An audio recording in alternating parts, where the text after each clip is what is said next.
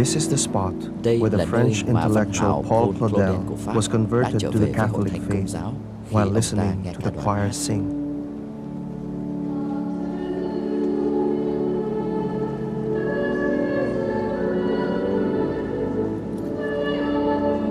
Elaine had told me Cô Elaine it was Saint nói với Ignatius Thánh Loyola Ignacio who đã giúp converted Phanxico Xavier thay đổi đời to his sống. new way of life. Không biết Ngài thay đổi đột I ngột wonder như if văn it hào happened Claudel suddenly, hay từ từ like như Claudel's, cây nến đang cháy or đằng kia gradually, kìa. like the melting of these candles.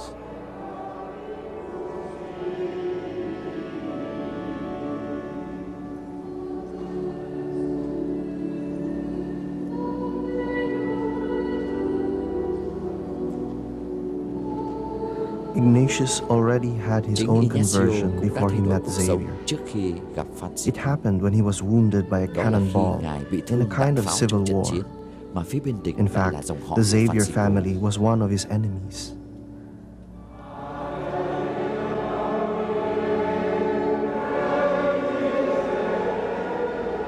After his injury, Sau khi bị Ignatius thương, cuộc sống changed của radically. Ignacio thay đổi hoàn He toàn. no longer fought Thay against vì chiến đấu people, chống người khác, he fought thì for Ngài chiến people. đấu cho người khác. He'd found a new leader, Và với lý a tưởng new ấy, king, Ngài đã tìm được một thủ lĩnh and he mới, was looking for một new vị minh quân soldiers. mới.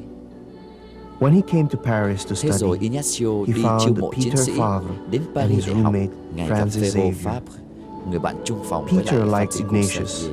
but Francis didn't. Theo Favre thích tánh của Maybe Ignacio, Francis found nhưng trái Ignatius lại too Phanxico religious. thì lại không ưa. Ignatius wouldn't approve of Francis's nights on the Có town, lẽ Phanxico or thấy his Thánh fancy Ignacio đạo lifestyle, đức quá, còn or Thánh his vain Ignacio ambitions. thì lại không bằng lòng vì chuyện Phanxico But Javier he cứ đi understood dạo them. phố hàng đêm với cuộc Maybe sống bay bướm Francis và reminded đầy tham Ignatius vọng. of himself before his conversion. Nhưng Thánh Ignacio Ignatius hiểu được was điều ấy. patient with Có lẽ Francis. Phanxico đã nhắc lại He was quá khứ của friendly Ngài and trước khi generous. Ngài được ơn hoán When cải. Francis was short on cash, Thánh Ignatius, Ignacio đã who kiên had nhẫn quảng practically đại với nothing, Phanxico. offered him Có money. lúc Phanxico thiếu tiền, Thánh And Ignacio đã gradually it cho, happened. mặc dù lúc Francis đó Ngài began cũng to see rất là something túng thiếu. special in Ignatius, something he wanted for himself, Thế rồi việc gì a đến happiness đã phải that đến. was there Phanxico even bắt đầu during thấy có điều suffering, gì đặc biệt nơi and the Thánh freedom to Ignacio, give and to điều mà share chính everything. Phanxico đang đi tìm kiếm. And that's when Đó he là decided niềm to vui change. cả khi đau khổ, vẫn tự do trao hiến, vẫn quảng đại để chia sẻ mọi thứ. Rồi Phanxico quyết định thay đổi cuộc sống.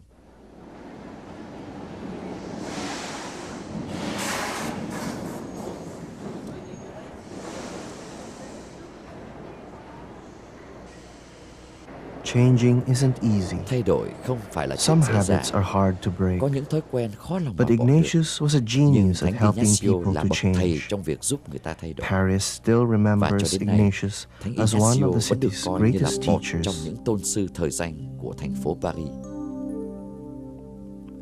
Francis knew Ignatius for 4 Quen Thánh years Ignacio before được he 4 năm, decided to start thì living a Phanxico different quyết kind định of thay đổi life, hoàn toàn lý tưởng của a mình, life for sống others. cho người khác. But that Nhưng was only đấy the mới là bước beginning. khởi đầu, chứ He still had a đường thì long còn way dài to lắm. go.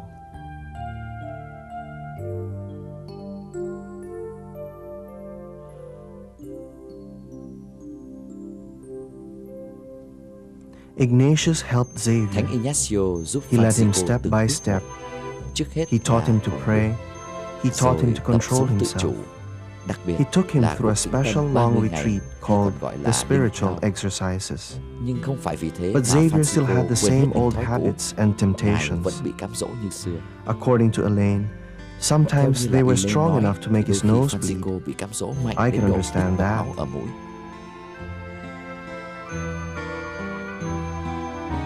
Finally, Cuối cùng Xavier and thì Thánh Ignatius, Ignacio, Peter Theo Favre, Favre và and 4 người 4 of bạn their đi đến friends quyết định made chung. a decision. Cả nhóm muốn dâng They đời sống cho decided Chúa to commit để giúp đỡ themselves nhau. to serving God and Từng người people đã for the tin rest như of their vậy. lives.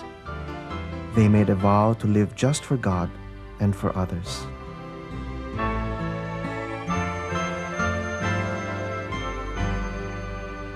Elaine said they took those Theo vows in Elaine thì Paris, nhóm đã tuyên khấn in a trong một nhà chapel vườn somewhere trên near đồi. this hill. Cô đã cho tôi địa chỉ. She gave me the Thành ra tôi address. phải đến đó để I'm xem going xem. to try to find it.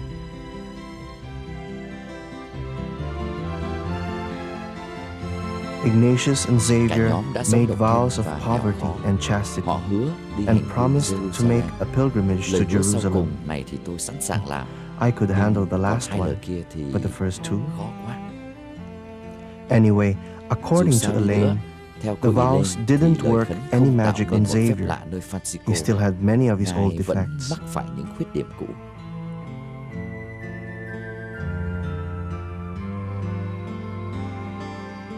Ignatius called him the lumpiest Thánh dough he Ignacio had ever thì gọi worked on. Phanxico là nắm bột cứng Javier nhất was not an mà easy Chúa đã person trao to cho Ngài. reform.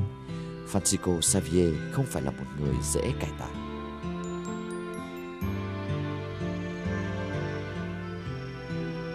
I wish changing was as easy Ước as gì tôi drawing có a thể thay picture đổi dễ of dàng what khi you want trở to bàn be. tay.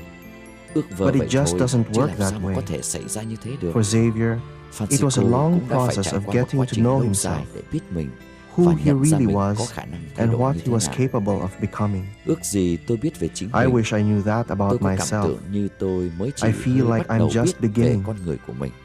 I'm still trying Tôi to sẽ cố find gắng out tìm who I hiểu am. xem mình là ai. Once during his retreat, Có lần đang tĩnh Xavier tâm, got so impatient Phanxico with không himself nhẫn nại được với that for chính penance mình he đến tied độ himself tự up lấy with dây ropes. trói mình để đền tội. His friends had to come and let him loose. Để tĩnh tâm, chắc tôi cũng phải trói I'd mình probably vào have ghế to như tie vậy. myself to a Chứ chair đối to với get tôi through a long thì retreat. khó mà ngồi yên. I can được hardly để vẽ sit như still thế. for this sketch.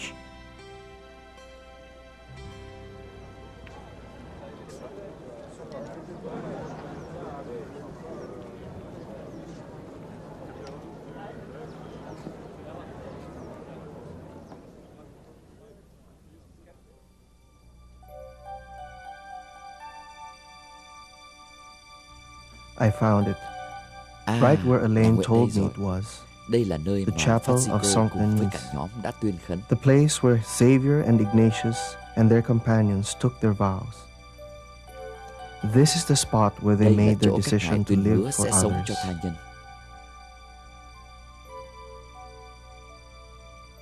I know that somewhere, at some point Tôi in my biết một life, lúc nào đó, I'll have to ở make một a nơi nào đó choice. trong đời, tôi I'll cũng have to phải lựa commit chọn. myself to Tôi something, phải ràng buộc mình với to a điều gì person, đó, với to a ai way đó, of life, với một lối to sống some nào set đó, of values. với một bậc thang giá trị nào And đó. when I do that, Và để làm I'll như have vậy to put other thì phải choices từ bỏ bao behind nhiêu me. điều khác. That's a Quả thật là frightening khó. thing. Cho tới I'm bây not giờ ready thì for tôi that chưa yet. sẵn sàng. But I can't put it off forever. I Nhưng wish cuộc there sống was thì không someone thể sống who vật could vờ help mãi me như thế này decide what được. to do with my Ước life. gì có ai giúp tôi thay đổi quyết định phải làm gì cho cuộc đời của mình. Must go his way, but how can I decide which path I should take? Who will be my guide? I need some kind of star to lead me somewhere far, to find a higher dream in the greater scheme of things. The road before me bends, I don't know what I'll find. Will I meet a friend or ghost I've left behind? Should I even be surprised that you're with me in disguise? For it's your hand I have seen in the greater scheme of things. I think I'll find